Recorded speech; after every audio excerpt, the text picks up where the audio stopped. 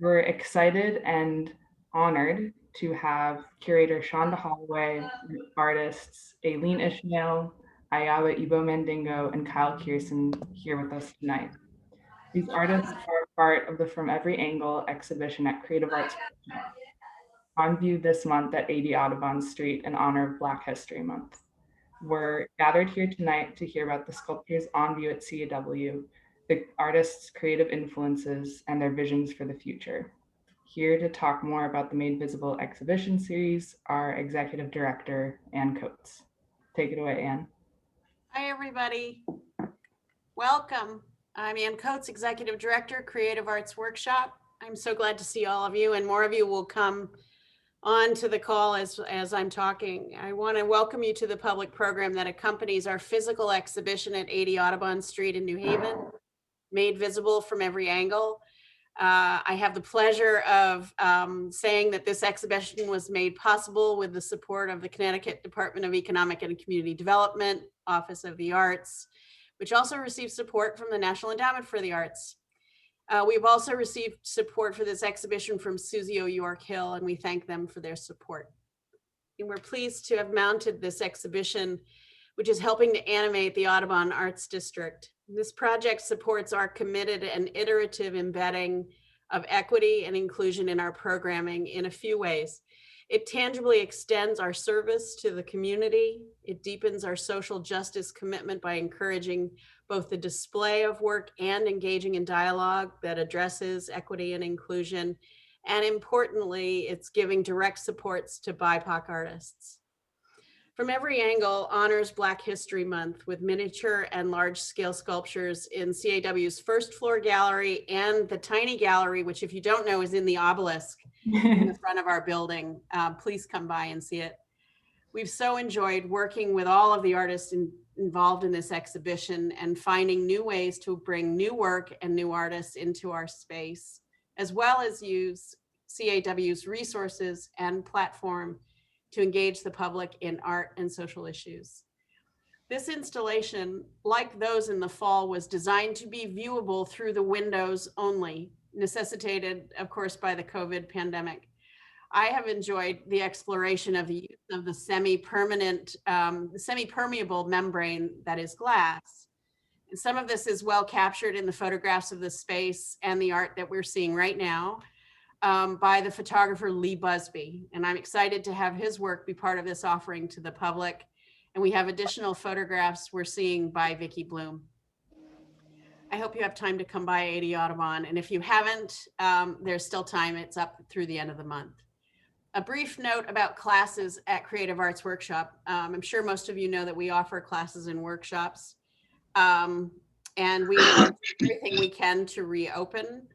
We're working to reintroduce on-site classes and workshops, hopefully in some form, starting in April. You'll hear more about what and how we'll gradually reopen by email and on our website. Meanwhile, we are doing classes online, and you can browse the opportunities and register by going to the website at creativeartsworkshop.org. I'm almost done.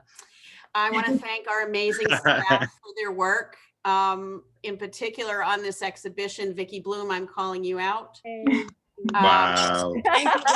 I appreciate everything that the wonderful staff is doing to help New Haven region residents connect with their creativity. And I should say, since we've been online since April, we've had people from all over the country attend our programs. Now to our program. The curator of this exhibition is tonight's moderator, who will engage in conversations with our artists, Aileen, Iyaba, and Kyle. A little bit about our curator. Shaunda, I'm going to call you out. Yes, painter, yes. Curator and writer working in New Haven and Hamden. She has a long history with Creative Arts Workshop, which makes me really happy and fills me with joy that she's here tonight. Recently, she curated the Remember My Struggle Camibre exhibition at Southern Connecticut State University as part of their 1619 A Week of Commemoration series. Her paintings and prints have been exhibited throughout the East Coast and around the globe. She was one of the featured artists, of course, in our fall exhibition series, and most recently, Shaunda was a recipient of the Arts Council's 40th Annual Arts Awards. Now I'm turning it over to Shaunda. Take it away. Thank you so much. Thank you. Good evening, everybody. How's everyone doing? Excellent, excellent. Good. Thank you for joining us. And thank you to each of the artists for participating and doing the work that you do. I'm going to introduce these three artists, Aileen Ishmael, Iyaba Mandingo, and Kyle Kearson. I'll start with Aileen. Aileen is a prolific artist who was born and raised in the state of Connecticut and educated at Howard University. She draws strength and character from her roots in both the state of Georgia and in the Caribbean. Her sensitive portrayal of the world she lives in, reassuringly positive and realistic all at once. And I want to make note of this. This is a common thread with each of the artists. Each of the artists' work engage you in thought about social issues, and at the same time transport you to a higher place. And so I just wanted to make note of that because that's the common thread that draws each of the works together. The works are distinct, but somehow they mesh. So I wanted to share that. So our next artist is Iyaba Mandingo. He's a painter, poet, writer, actor, playwright, and a musician. He's native of Antigua, West Indies. He is a former artist in residence at the New York Theater Workshop and has appeared regularly as a performance poet, both in the United States and abroad.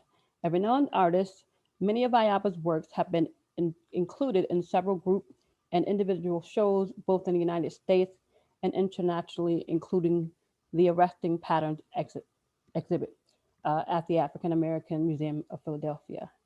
Iyaba also frequently does his one-man show. I met Iyaba many years ago in college, and the consistency of who he is as an artist and as a person is just phenomenal, and the work of each of these artists is just incredible. So I'm honored to work with each of them.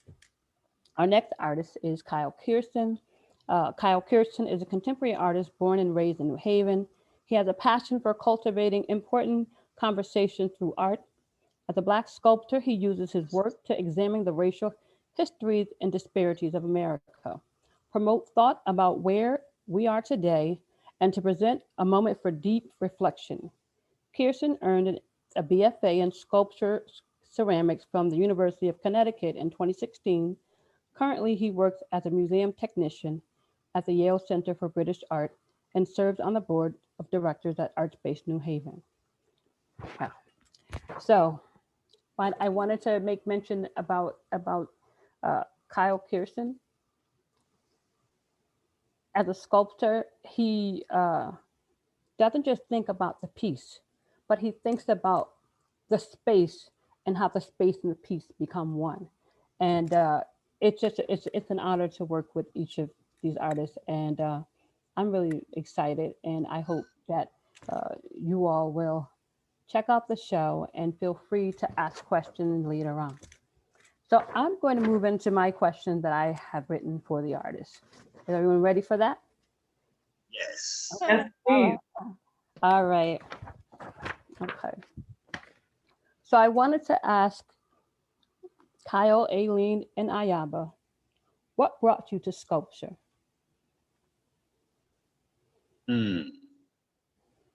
Anybody jump in first, I guess? Go ahead.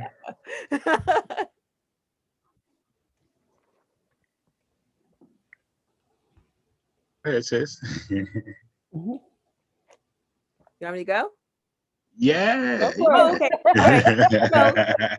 So I was introduced to sculpture through not Citywide Open Studios, I'm sorry, Creative Arts Workshop. I initially started with Connie Pfeiffer and her jewelry making class. I took that for a couple of years.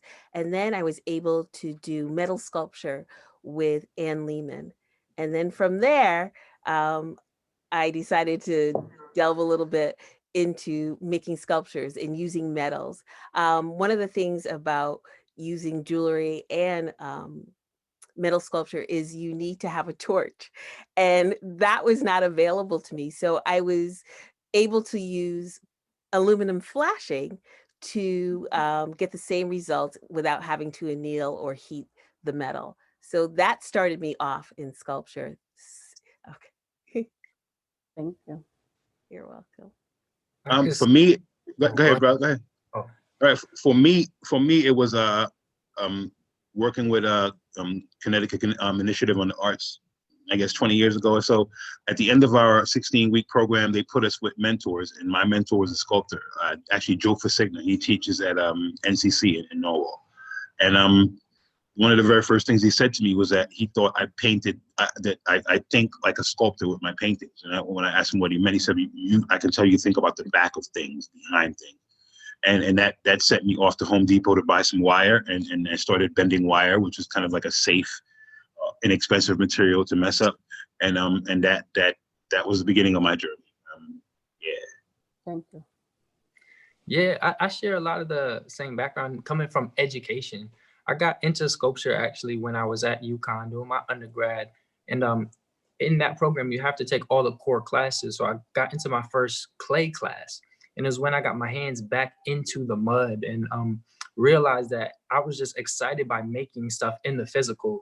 Yeah, I always enjoyed like short painting, drawing, and there's an appreciation for stuff on the 2D.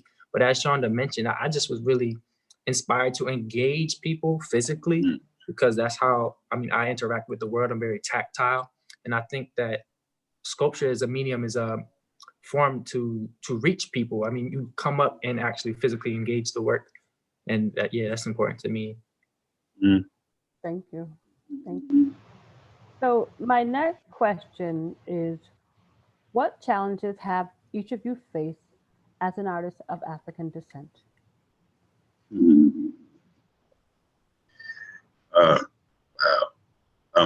Relevance, I guess, is probably the first word that pops in.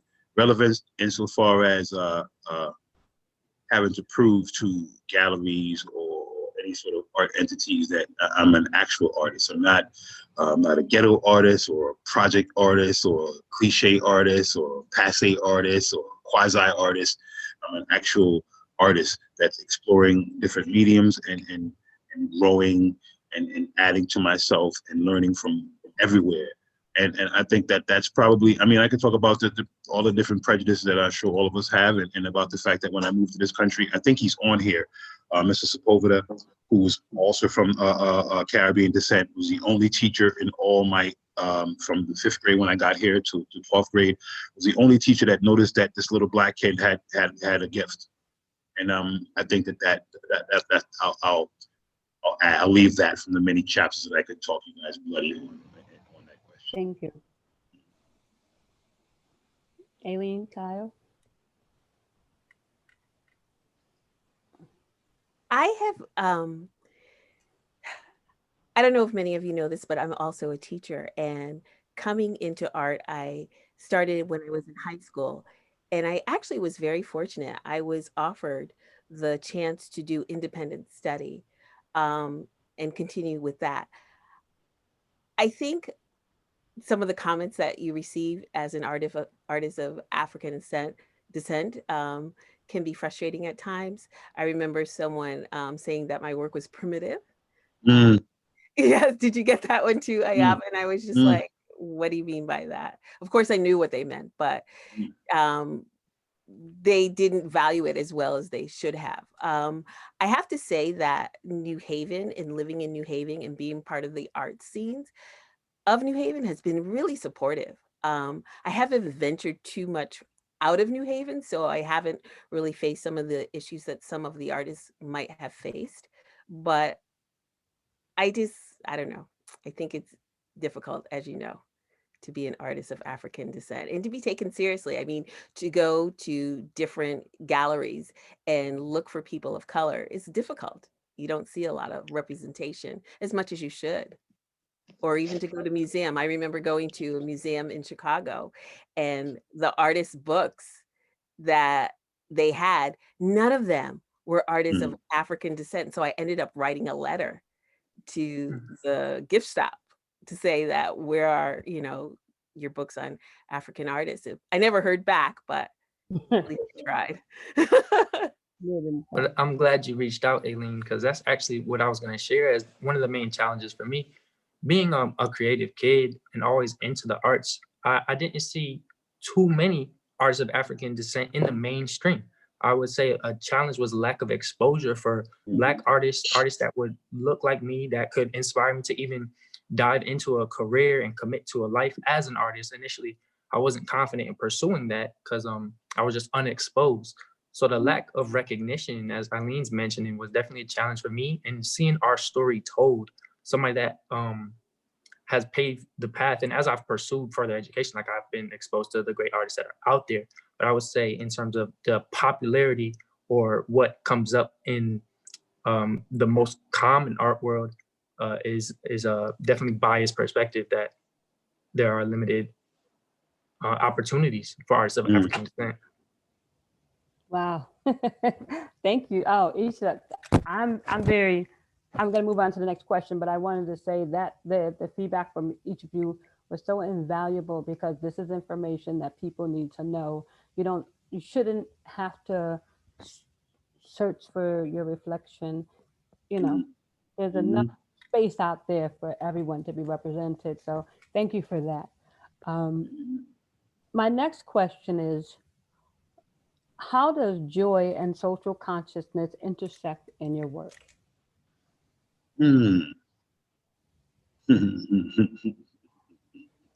Well, I could say I get a lot of my work is socially charged, right? Addressing topics that are heavy and can be controversial. And in some ways, I actually get joy from making people think. I knew you were going to say that. So raising these things to the surface actually makes me happy, challenging some perspectives, making people confront realities that they may not want to. Obviously, that's, it brings me some pleasure, and while it may bring some displeasure to others, I think it's important to do this stuff. So in my studio practice, I'm in here working hard, and it is an expression of myself, and I do feel good, even though the content that comes out is highly conceptual and sometimes hard to digest. Yeah. Okay. I'm piggybacking Kyle on that one. I'm going to say, I was, as Kyle was talking, I was trying to articulate that exact idea of as an artist, you get the vision, the idea, the dream, however you put that thing, when that thing jumps into your head, and to sit out there, then you feel like you've been, like you've been given a job, a duty, and then to sit in front of whatever medium you're using and to see that thing come out. Joy is definitely a good word for it, because there's probably not a better word in the English language. And in South Africa, it would be like yebo.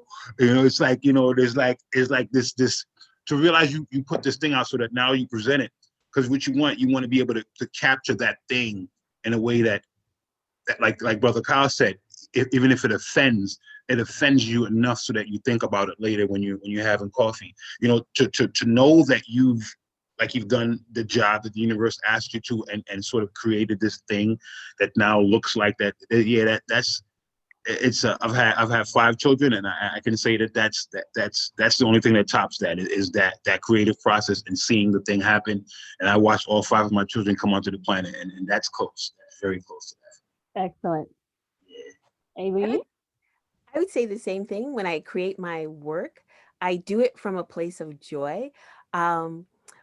With my work, I would love for people to come close and look at the work and then see the message. I think that drawing people in is so important. And I think each one of us does that. And when you do that, I think people are more accepting of the message that you have to convey. Thank you. So my next question is, who do you feel indebted to? Like, what artist, is there an artist do you feel indebted to? Wow. Okay. So my grandparents. My grandparents first. My grandmother and my grandfather, they were artisans. My grandmother was a seamstress, my grandfather was a tailor. And it wasn't until each of them passed away. My grandmother passed away in '78, which is why my family migrated here. My grandfather passed away in 2012. And he remains, just the biggest thing in my world ever that I've ever had the chance to experience. And it was digging through his things and kind of I realized I was finding pictures of him, of sculptures and paintings, and like, mommy, she said, yes, he was. And I didn't know that. I knew the way he attacked the cloth. He was 6'7". I know the way he drew on the cloth and the way he would hold up the material and size men up, and the way when they put it on, how the clothes would sit on him like sculpture, and especially like those talking like those 50 suits, like the 007 suits that really fit you close in here. And yeah, and now to look back at it as a man that loves to dress, I understand now, and the way he carried himself. So before I'd say Basquiat or anybody else, Theodore Taylor, Temple Street. All right. Yeah. Wow. That's excellent. I could see that in your work now. When I look at those suits, I'm like, aha. Yeah, that's where it comes from. And I was his apprentice, and he didn't teach me. He would look up from the machine and say, "Yeah, boy, you're paying attention." And I didn't realize it was uploading. And now when I'm painting and I realize I'm putting the rappels in the right place, it's from all the times helping him put suits together. And it just was in there. So yes, absolutely. Wonderful. That was a blessing. Absolutely. Definitely. Absolutely. Thank you. I would say my mom was so creative. She would make my clothes. She would was a wonderful cook. She would do all kinds of projects around the house. My love for Asian art actually comes from her directly, because around our house we would have ginger jars from China and all sorts of things. So I definitely got my creativity from my mom. So I'm indebted to her. Thank you. Thank you. Kyle? Well, yeah, I can answer that question in a twofold. Definitely family, right? I'll second what Aileen is saying, in that my mother gave me the opportunity to create, even as a child, like recognized in me and just made space, and actually enrolled me in some classes at Creative Arts Workshop as a kid, and just fed that bug, right?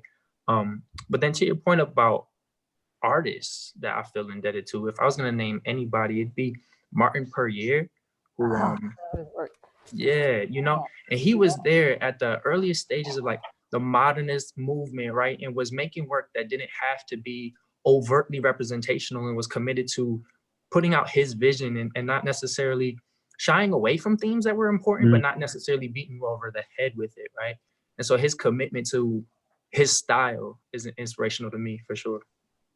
Excellent. Wow. Really wonderful feedback. Like, I'm a big Martin Puryear fan, so that's really cool. Yeah. Thank you. Whew. This is delicious. Yes. This is like a meal. Oh my goodness. So, what is your connection to New Haven? Well, Southern. I went to Iowa. I graduated from grew up in Stanford. I moved to Stanford at 11 from Antigua. Graduated from Stanford High, West Hill. Went to Iowa on a football scholarship. Didn't like it that much, and so I came home, and I landed at Southern, where we met, you and I met, and that's my connection to New Haven. Apparently, there's this thing where whatever town you go to school in, they have this amazing retention, and so you have this sort of adoptive thing, and New Haven is definitely, as far as America, my second hometown. So that's my connection to it. Yeah, that's awesome. Yeah. Thank you, Kyle. Aileen, Kyle. I actually live in New Haven, but my first connection to New Haven was when I was around 8 years old, and I went to Creative Arts. We lived in Westbrook, Connecticut, and my parents recognized that I was a creative kid.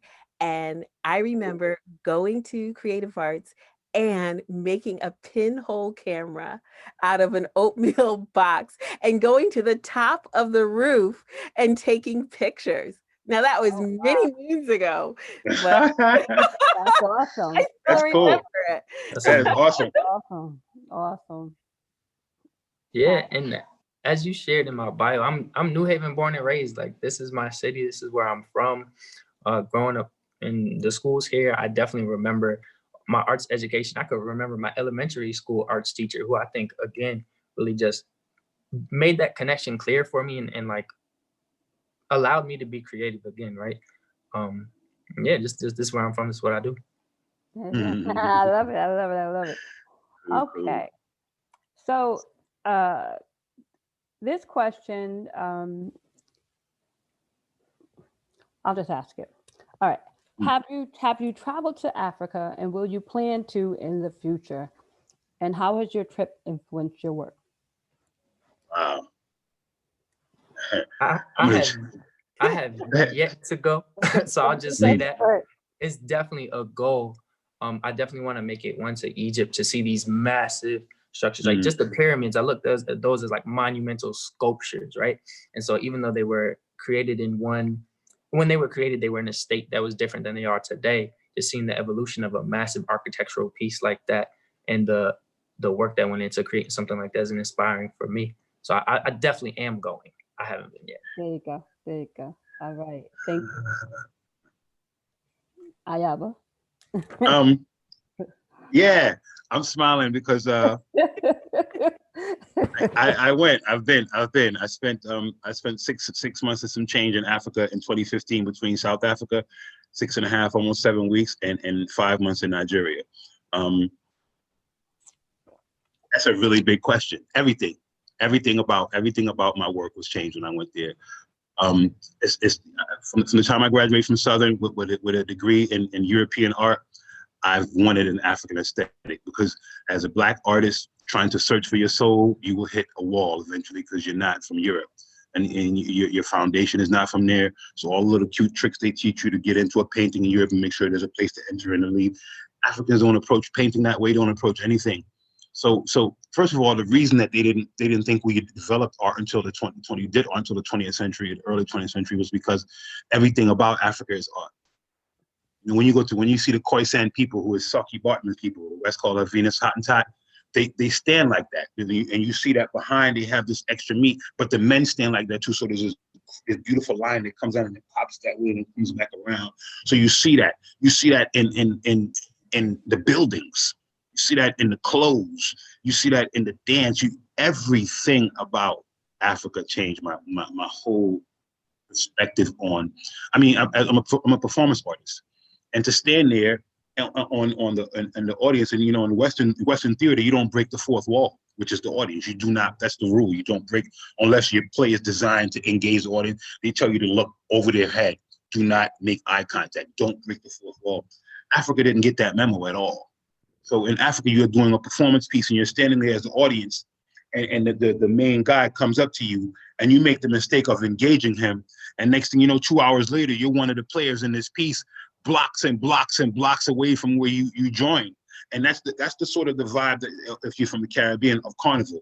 You could jump in the band, think you're gonna dance because you like the song, and a day and a half later, you're so many miles away from where you started.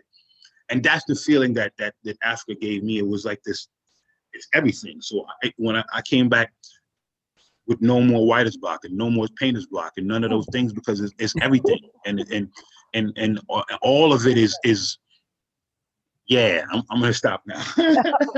Thank you. I'm ready to go. Tomorrow. I know. Get your bags packed. Oh, trust me, I'm working on it. Sorry, go ahead.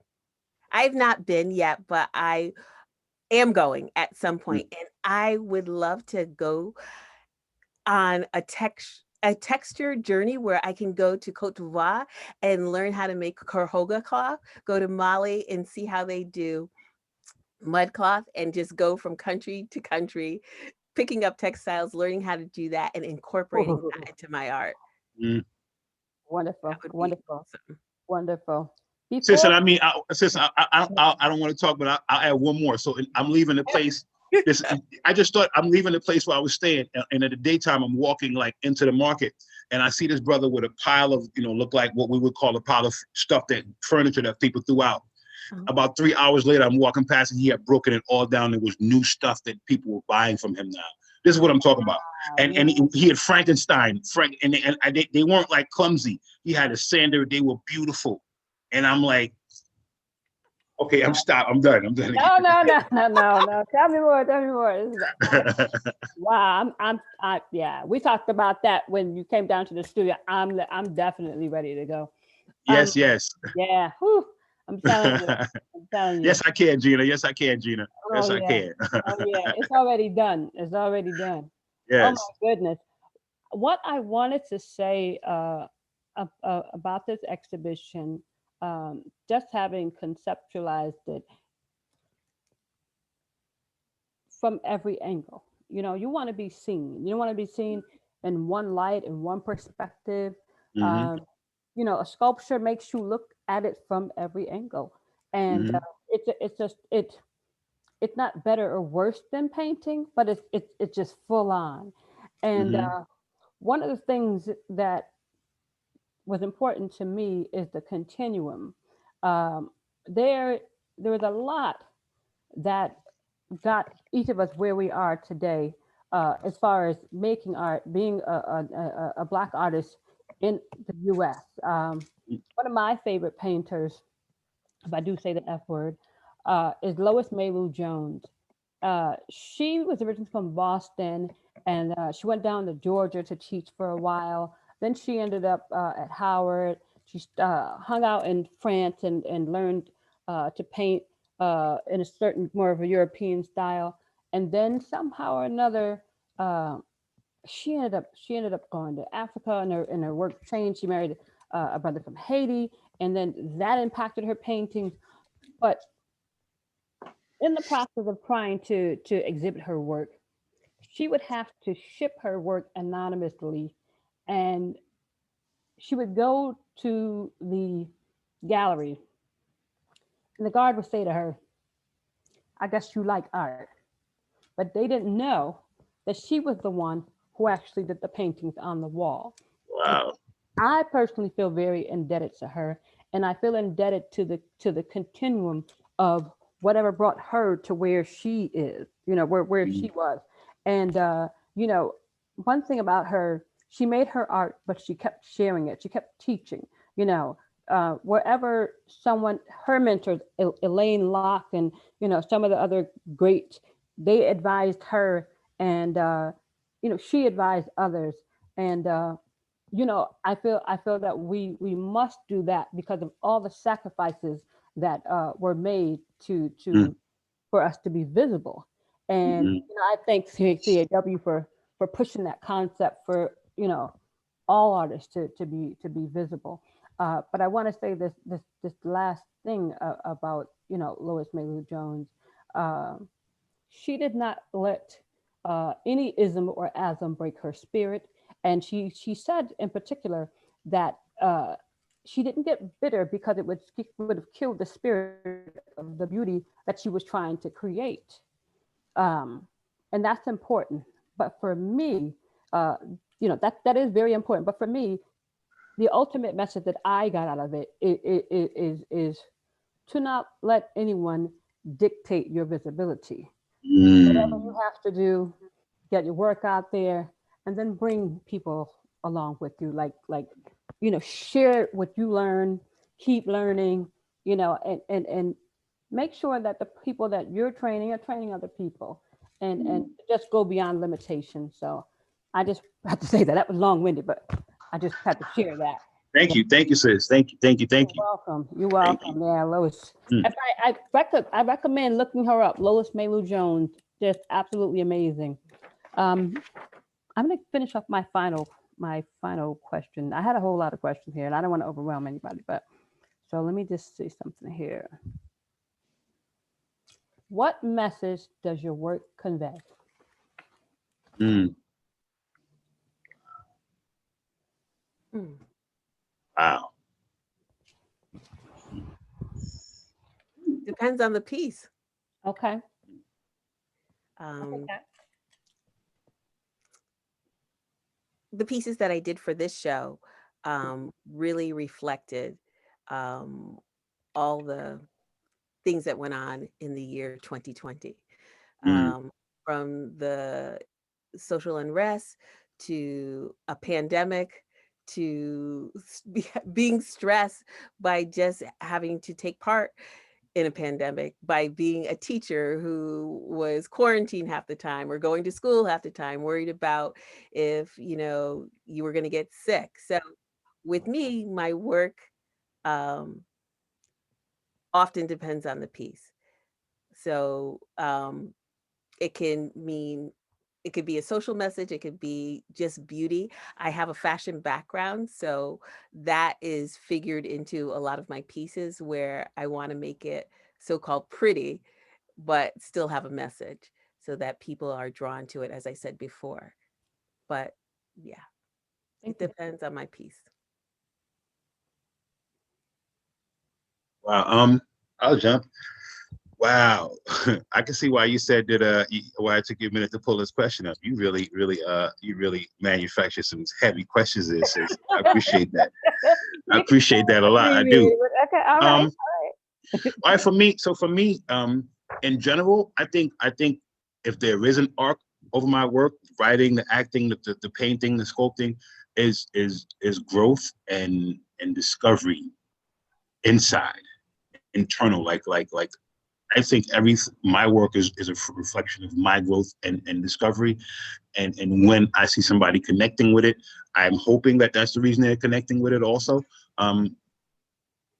But these pieces in particular, the mothers, I feel completely and totally indebted to Black women. I was raised by a mother and a grandmother and three amazingly powerful aunties. And I mean, I happen to come from tall Black women, 6 foot, 5'11", well imposing Black women. And it was just an ode for that. And at the time I came back from Africa, and I really wanted to do something that represented that, because I saw that so often in Africa. And I wish that, especially in the Black community here, there's a narrative sort of popped up that we don't like each other, we're at each other's throat. And I'm not really sure that came from us. I'm thinking that that's somebody kind of dropped off and backed up to watch us react to. And I really wish that I could kind of bring all of us to Africa and see the things I saw, where our systems haven't been destroyed completely. The mother is still the center of the home. The importance of a woman is still nobody needs to tell anybody about. And you see that really clearly in the way. When I went to Africa, I insisted on seeing the Africa before we were taken. I didn't want to see Lagos because Lagos looks like Manhattan. I wanted to go to Calabar. Calabar doesn't have telephones. You know what I'm saying? Calabar has bush. I wanted to go to those places. In those places, you still see the foundation that they claim we don't have anymore. And for me, that's what my work represents: the importance of the mother, of remembering that the woman is the center of the village, and that everything flows out of that. And that's what my work represents. Thank you. Kyle? Yeah, that is a big question, but if I were going to speak about overall themes in my work, it would be the perseverance of the people.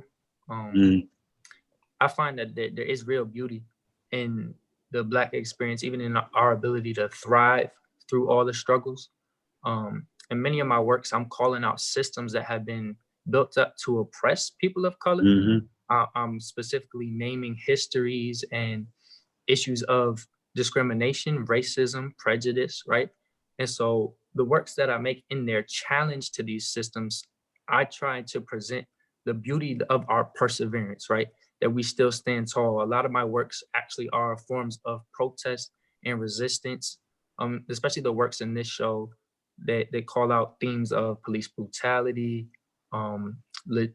legit slavery, like in the land of the free, how there's this terminology, land of the free, that we apply to America, but we know that's not true for all people. And then in this most recent work, where it's titled Radiate Power, that there is an internal beauty, this gold within that is going to shine forth no matter what. Thank you, brother. Thank you. Thank you, brother. Thank you, brother. Vicki, is it possible? And Iyaba, Aileen, Kyle, I want to wrap these questions up, but I do have one last question. Oh, please, girl. Yeah. Okay. It's more of a response to it. So with sculpture, right? Because it's a sculptural exhibition, right? I feel like when you think of sculpture here in the West, you think of, Henry Moore, Brancusi, Picasso, all these other people who are amazing. But there's this notion that Blacks don't have this ancient connection to sculpture. Shauna, Egyptian sculptor. Benin. That's what I took the word out of my mouth. So can you speak about that, please? Well, I'll jump in. Benin, for example, there's an African artist right now. I'm gonna forget the brother's name. He actually has wanted posters and can't have you saw missing posters for all of the Benin, the sacred Benin statues and masks that were taken in Europe and Germany. And I watched one of the elders talking about the importance again, why Europe for so many years didn't think we did. The Baba is talking about the importance of some of those pieces and the juju that's missing. Juju is magic that's missing from our ceremonies, our rituals, because those things are gone, and how we're no longer able to use those things, those portholes to get to these different levels. And it's so much more than a decoration that you took off of a wall. You took a people's ability to connect with their past when you did that. And to me, that's what I love African sculpture, indigenous culture, as opposed to same thing with Australian Aboriginal people, and what the things that they embed into their sculpture and the things that they take out of their sculpture. I love that, and that's to me is why I love the physicalness of a 3D piece versus a 2D piece, because you could literally touch it, feel it, put your hand on it, and embed it and get energy from it. A lot of sculptors say the art of sculpting is freeing the piece from everything else, taking everything out of the way that's not a part of the sculpture. And I know all three of these cats could tell you this, tell you that we've had that experience of that moment where that it's you and the piece you're working on and some other energy. And that's a wonderful, wonderful thing. And I think that comes with the indigenous connection. I really do. I really do. Thank you. Aileen? I agree. I think for me, there's definitely a connection.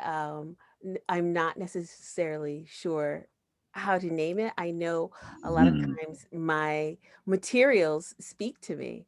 If you look at my piece Compartmentalize, I actually went to the craft store and I saw boxes put together in a manner, and I was drawn to it. Now the boxes, it looked like someone had stepped on it and it was broken, but I couldn't let it go. I brought it home and thought that I could salvage it, but I couldn't. So I went back to the store and found little boxes that were separate, and I put them together to mimic the original. And it just spoke to me. From that point, the material directed me as to what the piece would be. And that's when I came up with Compartmentalize, which happens a lot. A lot of my work comes to a daydream or a dream where I wake up the next day and I was like, oh my gosh, this is what I want to create. So, yeah. Thank you. Kyle? If I could add anything, it would just be that we've been making sculpture for a long time. Representations of self, whether it's just like molded from clay. I think that no matter how art history has been developed, if we really trace the history of humanity back to, the cradle of humanity, right, being Africa, we can see that our roots are in representation, right? And so there's definitely a connection in the making, and sculpture is like a modern day form of telling our story in the physical, as Iyaba said. Thank you. So Vicki, I'll turn it back over to you. Cool, that was awesome. Thank y'all. Thank you. Yes, thank y'all. Thank you. First of all, thank you, Shaunda, for taking us on that journey through everyone's practice, the futures, the past of Black sculpture and Black art. I think we're opening it up to Q&A. Hey, there's my art teacher, Mr. Sepulveda. And also just the chat is flooded, by the way, with comments. Tracy Hall writes, "This was truly amazing." Aaron affirmed that the question about the meaning of your work was a big question. To me, Ayaba's pieces are just unapologetically Black and all the various aspects that come along with it. Amazing Thank work. you. Thank you. Thank you. Love listening to what influences your work. Keep writing those letters, they make a difference. We had one question about how you all saw COVID-19 affecting your practice and whether you found it more difficult to make work, what you used to stay focused, or if focus is the opposite of what you needed. Yeah. Well, for me, it was I continue to see it as Mother Nature saying stop, because it's been well, next month is going to be a year and it's been as a professional artist, it's been the most productive. Probably flirting with about 100 pieces of work, painting, major pieces, finished 2 plays, wrote a new one, finished a children's book that's been lingering for a while, wrote a new one. We're setting up for the first reading of my first multiple people play that's based on the piano lesson that I'm super, super proud of. And so much more focused. And I think I'm a pretty good Zoom teacher now too. Yeah, so it's been good for me. I've you know, some of the lemonade wasn't good, but I made some real good lemonade out of some of the lemons. You know, some of the lemonade was a little brackish and made you spit it out, but I made some real good cups too. Thank you, Ayala. I think, Aileen, you were also teaching throughout the pandemic. Yes. Yeah. I can't imagine what it's like to try and get, kids to stay on track, let alone inspire. Yeah. It's hard. Coffee. Yeah. Coffee. It's hard to try to stay focused and be artistic. I gotta say, having a friend like Shaunda, who is there and is creative, is an inspiration. And, you know, through our friendship, I feel inspired. So I was able to create, you know, with the help of her. Cool. Cool.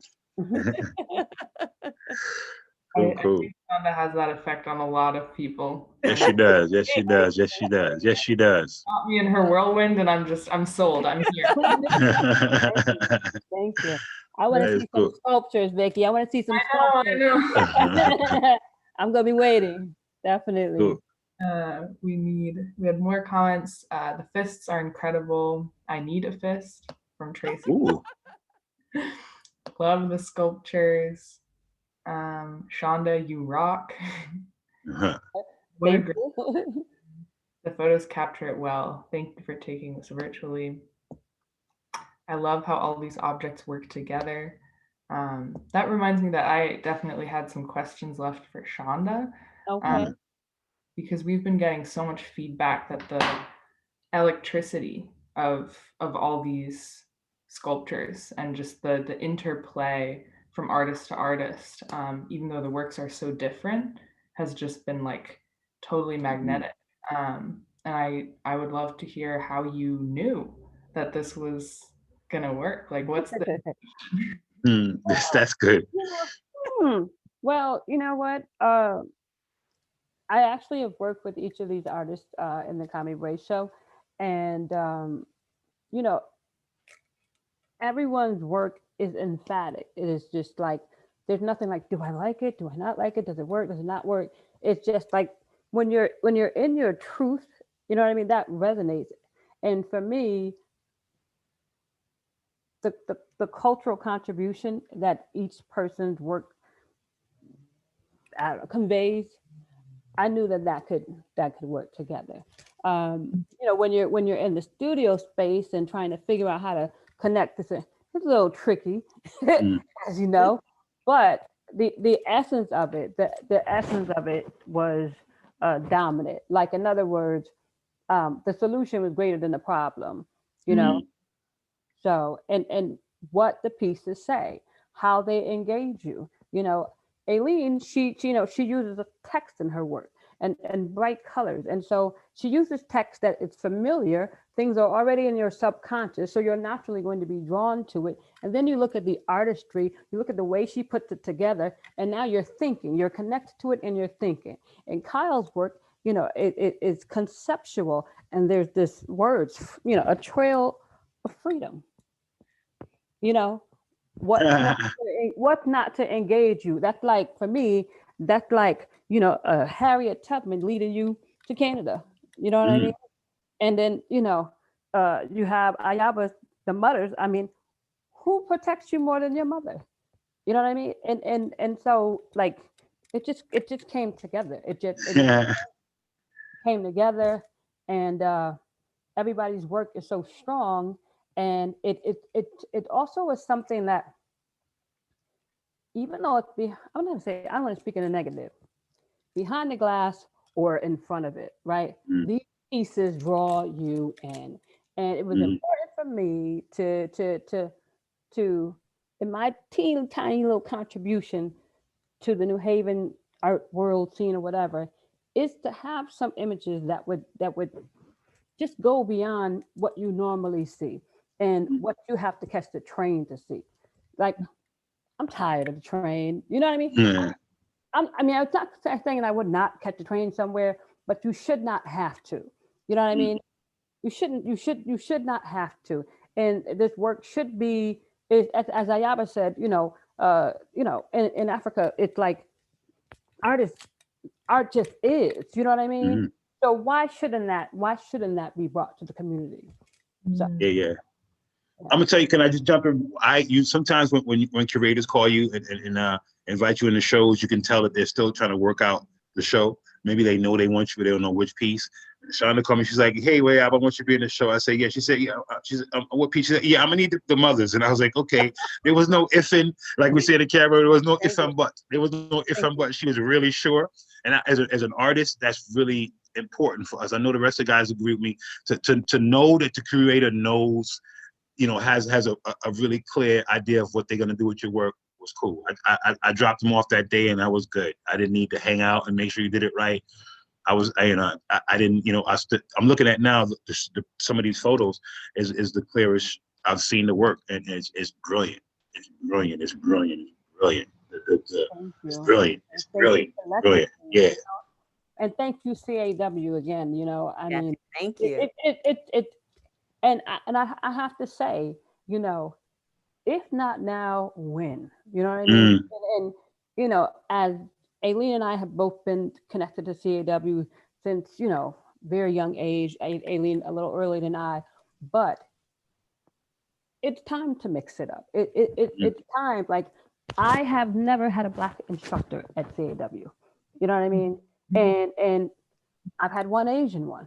You know what I mean? And so it's time to get a gumbo going. You know what I mean? Yes. So many different abilities in this town, you know, and you know, we're very fortunate. There's a lot of talent in here. I'm very proud to be affiliated with CAW. I mean, the printmakers rival any printmakers anywhere as far as I'm concerned, you know, but it's time to mix it up. And so I'm happy to be a part of that. And I thank you for being open and expansive. Yeah. Thank you, Yes, Shaunda. yes. Thank you. Yeah. I actually have a question, and Sure. and you teed me up perfectly. Yeah. You've already given me one suggestion about what CAW can do. Okay. I didn't What show you how. What else? I just expressed myself. Okay. No, what else can we do? What What else? else should we be doing? I want to lean into it. You know, make an effort to really engage with the community. You know, there needs to be, you know, not, we welcome the community. Like, we got to figure out ways to get innovative, you know, to really literally bring the art to the people, you know. And there's so many different neighborhoods. You got, you know, the Hill, you got Westville, you got Newhallville, you know, there's so many different neighborhoods where so many different things could go on, you know, and it shouldn't be, it would please me to see children in New Haven just as excited as children in New York about art. Yeah. Yeah. I Wow. was in Harlem one day, and there was this guy. He had a camera, and I love my camera. So he had a camera, and there was this sea of kids, in Harlem just snapping, snapping, snapping. And it was like, ooh, it was bittersweet. I was excited, but at the same time, it was kind of sad because I'm like, why isn't this happening in New Haven? Mm. So it's nothing in each and every neighborhood. You know what I mean? Like Mhm. even like, that's necessary. Because if the children, that's our crop. Mm. So if we're concentrating solely on adults, Mm-hmm. Mm-hmm. so you fill Tomorrow. the blanks. You fill the blanks. Mhm. Yeah. And you Yes, can't yes. a Black child in a classroom with just white instructors. So, Mm. so to me, it's really clear one of the places CAW can start or keep working. Mm-hmm. More questions. This isn't So- the end of the conversation, I hope. And I'm really grateful to all of you for spending so much time with us and being so generous with your art, with your spirit, with your suggestions. Keep them coming. And I'm actually hoping that I can entice you all to teach a class at CAW. Come here. I accept. I accept. I accept. Come here. Cool. That'd be awesome. I accept for sure. Thank you. Awesome. Are there any other questions anyone has? It's lots of compliments. David, I feel so rejuvenated after this conversation tonight. Such a beautiful flow of all the pieces. The depth of each artist's work are so rich. Shaunda knew what she wanted. Yes. Thank you all. Helpful and inspirational. You are not only artists, you are teachers of the best kind. I love Aileen's color in her pieces. Wonderful sense of community and joy. Beautiful. We have a message Awesome. from one of our board members who says, oh, now I lost it. I've had so many comments go right in front of it. Shoot. Oh, as a member of the CAW board, we hear you, Shaunda. All right. Hey, all right, hey, all right, hey, all hey, right, hey, all hey, right, hey, hey. all right, That's what I'm.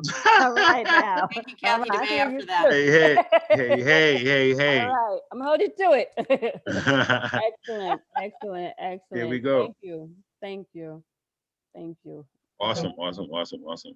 Awesome. I've really enjoyed this, and big up to any of the people from the press. There's been some really good coverage of the exhibition, which is like, wow, it's excellent. It's really excellent. And, I encourage CAW to continue made visible, to, just keep pushing it, There's so many different audiences out there. Like this representation is very important. I mean, I can't, I mean, it sounds cliche, but it's real, And thank you for sharing your work in our gallery, using our platform. You've brought so much spirit to Audubon Street, especially at a time where people need it more than ever. Thank you. It's a wonderful thing to have taken so many classes and learned from so many different printmakers, and then to have an opportunity to just show the work.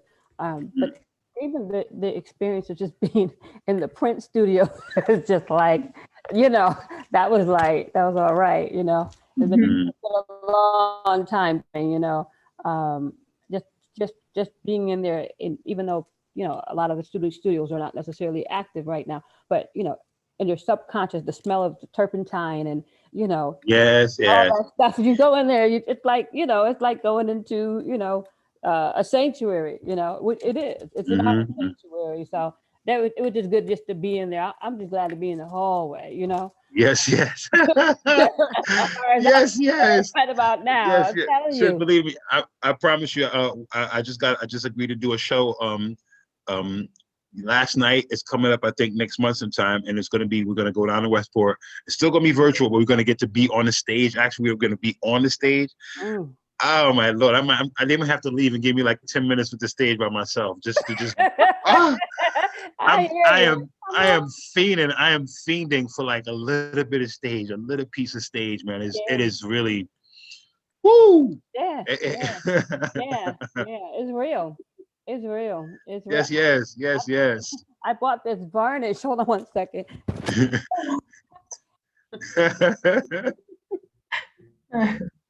I bought this varnish the other day, and it's like, this is CAW in a jar. I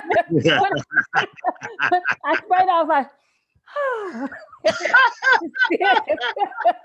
you have no idea. Oh my goodness.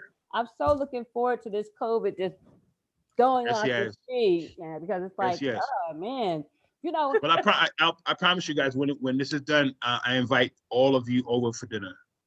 Sit here and powwow. I really do. Yeah. And I want in the spirit of what we're talking about, I want this to be one of the hubs. You know, 100 years ago, the Harlem Renaissance happened.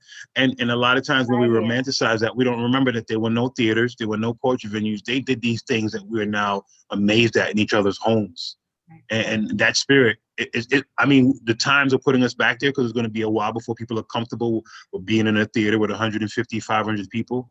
So we're going to have to kind of be really smart. And I definitely volunteer my space 9104 for all of us to really get our groove on and be artists and be super comfortable and feel like it's a place where you can, you know, if you feel like you need some energy, you can come sit down and rap with a fellow artist. I definitely put that out there for us. So I look forward to when we can do that. Yeah. That's dope. Yeah, that's the community we need. Me too. Yeah. I miss running into each of you in the street. I'm just like, oh man, deep. That's the thing about New Haven. There's so many artists, you know, you can't go anywhere without running into somebody. Yes. And then it's sort of like, you know, lighting a candle, you know, it's like, you know, if one candle lights another. Yes. I'm just like, yes. Man, you know, and that's why I'm grateful for the virtual communication because it's something, and you know what I mean? Yeah. Yes. Yeah. Right, I appreciate you all. Appreciate all you. Right. You too. Thank you so much. Likewise, y'all. Likewise. Thank you. Thank you, all right. everybody. Have a great You guys be well, man. Have a wonderful night. Thank You too. Follow everyone on Instagram. Yeah. Follow Vicki, downloading Vicki. Hey, Vicki is serious. This is New Haven's gym man. this is a over there. Great job. Great job. Thank you, man. Thank you so much. Thank you so much. Thank you so much. People, thank you for coming. All right. Yeah, thank you. You guys are awesome. Thank you. My cousin Romaine, hey. All right, that's awesome. Awesome. All right, we still got the whole house. Everybody's still here with us. That is too cool for television. Wow. That is too cool for television. Yeah. Wow. Okay. And because I'm not shy, and you should never waste this many audience, and it's Black History Month, a poem from Ayala Mandingo before I sign off. Yeah. We'll call it. Vicki's been channeling this. She's been channeling this. I'm telling you, I'm here to tell you. Make it happen. Okay, so we'll do in the spirit of Black History Month, Black History Year, or everybody history. What we really should call it is ancestors. He sits to me like a tidal warrior contemplating his youth, of battles lost and won and of his search for truth. Imagining myself as him and traveling back in time to see America in technicolored black and white when Ku Klux Klan burned crosses in the night in response to our black demands were mute and southern magnolia bore dead castrated peculiar fruit. When Jim Crow signs showed us our water fountains and before Martin Luther climbed his mountains, through all of this and countless more walked this old man who sits next door. With skin so full of melanin, the South must have been rough for him. He must have swallowed all his pride to take America in stride and still be here at 86. In spite of all the stones and sticks they used to try to break our bones and Hoover's taps on Huey's phones and all the blood that spilled and run from US manufactured guns and all the lying presidents. And all the times they raised the rent and all the blacks to war they sent to die for them. And all the sellout black leaders who lie for them. Through all of this old man walked in still to sit and hear him talk. His strength remains, his pride remains, his love remains, his stride remains. He died this year, but I will not forget, and I haven't forgotten you, mother dear. The wailing of your cries, it lives within my ears. I haven't forgotten the way it felt to only have your child for a while and fear the auctioneer becoming human steer. I remember your womanhood. You could pick 50 sacks of cotton. I haven't forgotten. You could face the whip, 3 months within a ship, founding fathers invading hips, stealing your sons and daughters away today, tomorrow. African names become Smith. And Black people seem to love it, are willing to sit and watch them colonize you, imperialize you, globalize you, and Tarzan movie trivialize you. But the warmness of your tropical room, I still remember, sucking raw melanin from your breasts. Mount Kilimanjaro's peaks, my cheekbones, black skin, nose, and lips survived the ships and whips and founding fathers invading hips. So they see both of your faces today too. I'll make them remember what they did to you. Woo! Woo! Yes, yes, yes, yes. Yeah, that sounds good. That sounds good. Now I'm full. I'm full. And they say in Nigeria when everybody's full, they say I have belly full. I have a belly full. I'm good. Thank you guys. I know I just shared, but I thank y'all because that spirit, my spirit is like, thank y'all so much. Iyaba, thank you. Thank y'all for that. Edification to the heights. Beautiful, beautiful. I'm glad I didn't hang up. There you go. Good night, everybody. Love you all. Good night, sir. All right. Bye. As well. Right.